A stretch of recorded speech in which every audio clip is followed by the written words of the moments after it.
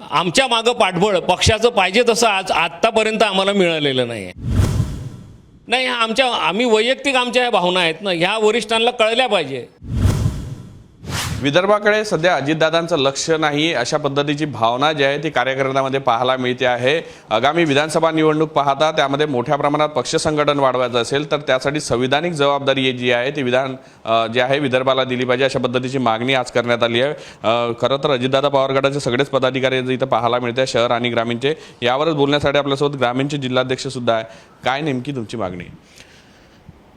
जेव्हापासून पक्षामध्ये राष्ट्रवादी काँग्रेस पक्षामध्ये दुफळी तयार झाली, सुरुवातीपासून आम्ही अजितदादा पवार आणि प्रफुल्ल पटेल यांच्यावर विश्वास ठेवून संपूर्ण नागपूर जिल्हा, वर्धा आणि चंद्रपूरचे सर्व आम्ही पदाधिकारी एकत्र येऊन त्यांच्या पाठीशी खंबीरपणे उभं राहण्याचा प्रयत्न केला.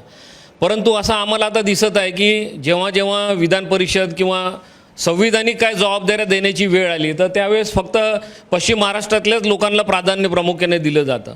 आमचं असं म्हणणं आहे, जर संघटन वाढवायचं आहे, पक्ष वाढवायचा आहे तर एक आणि कार्यकर्त्यांमध्ये नवचैतन्य जर आणायचं आहे तर तुम्हाला ह्या 11 विधानसभेच्या विधान परिषदसाठी ज्या सीट्स आहेत त्याच्यापैकी पूर्व विदर्भाला एक द्यावी.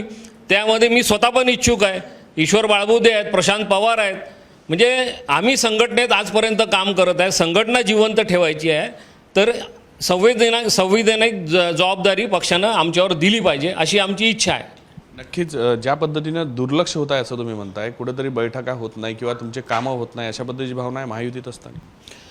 महायुतीमध्ये असताना असं आहे, इथं सध्या नागपूर जिल्ह्यामध्ये तरी म्हणा आपण सर्व दिग्गज नेते भारतीय जनता पक्षाचे, काँग्रेसचे दिग्गज इथं आहे. त्याच्यामुळं पाहिजे तसं आमच्या मागं पाठबळ पक्षाचं पाहिजे तसं आत्तापर्यंत आम्हाला मिळालेलं नाही आहे. हा आमचा आरोप आहे. असा त्यामुळे कशा पद्धतीनं पक्ष संघटन वाढवण्याची तुमची मागणी आहे? म्हणजे फक्त विधान परिषदेच्या एका जागेनं भागणार आहे का? यानंतर नगर परिषद आहे, नगरपंचायत आहे, परत जिल्हा परिषदच्या पुढं भविष्यात निवडणुका लागू शकतात आणि सर्वसामान्य कार्यकर्त्याची हीच भावना राहते. आजपर्यंत राष्ट्रवादी काँग्रेस पक्षामध्ये असं होत आलं की फक्त एक विधानसभा काटोलची आणि एक हिंगणा विधानसभा मिळत गेली. त्यानंतर कुठलीही जिल्हा परिषद इतर 4 विधानसभेमध्ये रामटेक असो, कामठी असो आणि बाकीच्या ज्या सावनेर असो, हे इथं जिल्हा परिषदला कोणाला उभं राहायचा चान्ससुद्धा दिलेला नाही आहे पूर्वीच्या नेत्यांनी. म्हणून आमचं असं कार्यकर्ता कशाच्या भरोशावर टिकणार? त्याला पुढं भविष्यात काही इच्छा असतात. आज जर तो हे पक्षासाठी काम करत आहे, संघटनेसाठी काम करत आहे तर भविष्यात त्याला वाटतं मी जिल्हा परिषद सदस्य झालं पाहिजे, पंचायत समिती सदस्य झालं पाहिजे. त्यानंतर DPDCमध्ये जे काही फंड्स आहेत आता अजितदादांच्याच हातात आहे सर्व. परंतु स्थानिक जे इथले वरिष्ठ नेता आहेत ते आमच्या DPDCचे जे मेंबर्स आहेत, 6 सदस्य आहेत, त्यांची देखील विचारणा तिथं काही आवाजच नाही अशी परिस्थिती आज आम्हाला झालेली आहे. कुठेतरी हा घरचा आहेर नाही अजितदादा गटाचा? कारण की ज्या पद्धतीनं भावना तुम्ही व्यक्त करता. नाही, आम्ही वैयक्तिक आमच्या ह्या भावना आहेत ना, ह्या वरिष्ठांना कळल्या पाहिजे. आम्ही काम शेवट पक्षासाठीच करत आहे. आम्ही आमच्या वैयक्तिक ह्याच्यासाठी करत नाही. पक्ष संघटन वाढवायचं आहे तर तुम्हाला नक्कीच विदर्भावर लक्ष द्यावं लागेल.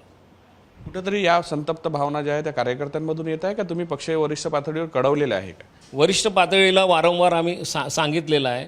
परंतु ज्या पद्धतीनं दौरे व्हायला पाहिजे, ज्या पद्धतीनं इथं मेळावे व्हायला पाहिजेत, ज्या पद्धतीनं पदाधिकाऱ्यांचे कामं व्हायला पाहिजेत ते कामं आजही परिस्थितीत होऊन नाही राहिले.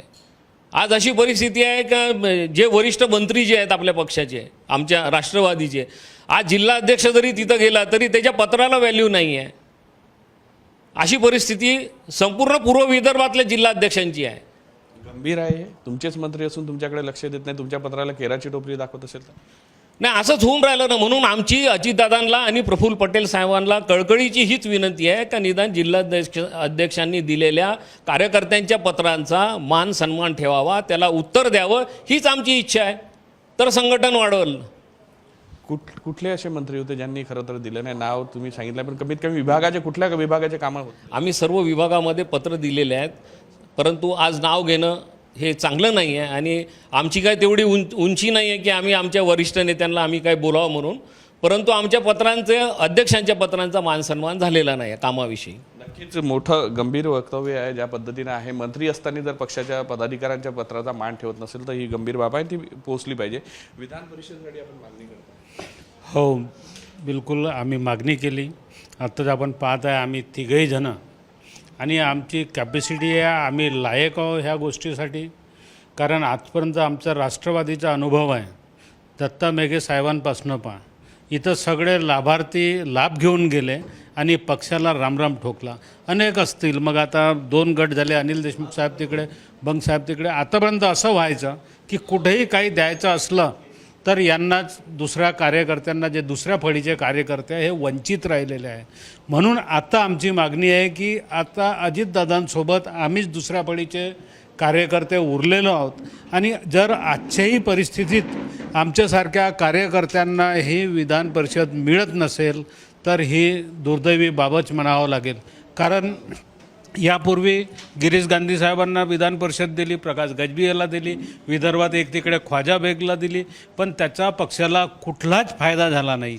आणि आम्ही तर राज्यव्यापी कार्यकर्ते आहोत, राज्यभर आमचं काम आहे, आम्ही राज्यावर फिरत असतो. भारतीय जनता पक्षात संघटनेच्या कार्यकर्त्याला विधान परिषदा दिल्या जातात, तोच राष्ट्रवादी काँग्रेस पक्षाने देखील संघटनेत काम करणाऱ्या कार्यकर्त्यांनाच विधान परिषद द्यावं अशी आमची आग्रहाची विनंती आहे. आणखी ज्या पद्धतीने विनंती करण्यात येते आहे, शहरात सुद्धा विधानसभा आगामी काळामध्ये होणार आहे, कशा परिस्थितीत तयारी जी आहे ती पक्षाच्या वतीने करतात? शहर आहे, ग्रामीण आहे, कुठल्या कुठल्या जागा मागणार? पक्षाची तयारी आमच्या राष्ट्रवादी काँग्रेसची फार जोरात आहे. प्रत्येक जनतेकरता आंदोलन करणे, जनतेच्या समस्या सोडवणे, हे काम आजही आमचं सुरू आहे. म्हणजे असं नाही की आम्हाला जर उद्या त्यांनी म्हटलं की तुम्ही इलेक्शन लढा तर आम्ही 100% लढणार. पण कसं आहे की ज्या संवैधानिक पोस्ट वगैरे आहेत त्या जर दिल्या, आज आम्ही सत्तेमध्ये आहे, सत्तेमध्ये असल्यावर जर आमच्या कार्यकर्त्यांना जर ह्या सगळ्या गोष्टी मिळाल्या तर त्याचा लाभ होतो. तो आपल्या एरियामध्ये कामं करू शकतो, जनतेचे कामं करू शकतो आणि त्याच्या माध्यमातून पक्ष हा मोठा होतो. आणि आज आमची परिस्थिती इथे अशी आहे की आम्ही कामं जरूर करून राहिलो. आम्ही प्रफुल्ल पटेल साहेबांच्या माध्यमातून काही कामं करतो आहे, काही कामे आम्ही अजितदादाच्या माध्यमातून करतो, पण एक लिमिटनंतर आम्हाला तिथेसुद्धा ब्रेक लागतो.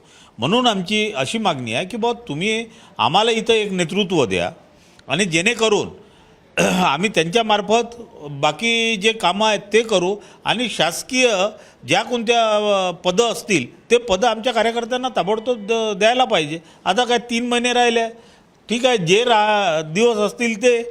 आज DPTCचा फंड आम्हाला वेळेवर मिळून नाही राहिला, त्याच्यामुळे आमचे कार्यकर्ते कामं कसे करतील? उद्या आम्हाला कॉर्पोरेशन लढायची आहे, कॉर्पोरेशनमध्ये वार्डामध्ये कामं आहेत. पण या आमदारकीसाठी आम्ही 2 जागा नागपूरमध्ये मागितल्या, पश्चिम उत्तर आणि काटोल. आणि स्वतः बाबाराव तुमचा रामटेक नाही कामठी, हे कामठी लढायसाठी पूर्ण मनस्थिती त्यांनी केलेली आहे.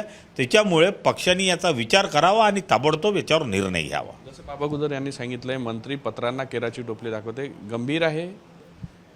नाही, गंभीर तर आहेच, याच्यात काही वाद नाही. मंत्र्यांनी जर आमच्या कार्यकर्त्यांचं, आमच्या पदाधिकाऱ्यांचं जर काम नाही केलं तर मग आम्ही काय, म्हणजे आमच्याबरोबर जर 10 लोक आले आणि जर त्या मंत्र्याने आम्हाला 2 तास बाहेर उभं ठेवलं तर मग आमची काय इज्जत राहिली? मग आमची फक्त गावातच इज्जत राहील का? गावातही राहणार नाही. याच्या पहिलेसुद्धा आम्ही अजितदादांना, प्रफुल्लभाईंना हे सांगितलेलं होतं.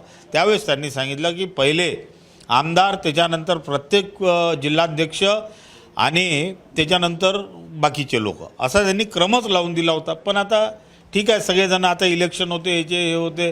आणि सगळ्यात महत्त्वाचं आहे की या महाराष्ट्राची जनता दादांना मुख्यमंत्री पाहून राहिली आहे. भविष्यातलं जर मुख्यमंत्री कोणी आहे तर अजितदादा पवार. त्याच्यामुळे तुम्ही जर आमचे हात बळकट कराल तर आम्ही नॅचरली आमचे सगळे पदाधिकारी कामाला लागतील. आणि कामाला लागतील तर शेवटी नुसतं जिंदाबाद करून आम्ही अजितदादाला मुख्यमंत्री नाही करू शकत ना. आम्हाला आमचे आमदार निवडून आणावं लागतील, तेव्हा आम्ही मुख्यमंत्री त्यांना करू आणि अजितदादांना मुख्यमंत्री केल्याशिवाय ठेवणार नाही. नक्कीच केवळ जिंदाबाद आणि मोर्चे काढून आम्ही जे आहे अजितदादांना मुख्यमंत्री करू शकत नाही. त्यासाठी कार्यकर्त्यांच्या भावना समजून घेतल्या पाहिजे. संविधानिक जे आहे त्या पक्ष जे आहे पदं दिले पाहिजे, त्यानंतर जे आहे आम्ही पक्ष संघटन वाढवू शकतो, अशा पद्धतीची भावना जी आहे ती कार्यकर्त्यांमधून आणि आता थेट शहर अध्यक्ष, जिल्हाध्यक्षाकडून व्यक्त करण्यात येत आहे. व्हिडिओ जर्नलिस्ट सौरभ भोलेसह पराग डोबळे, साम TV न्यूज, नागपूर.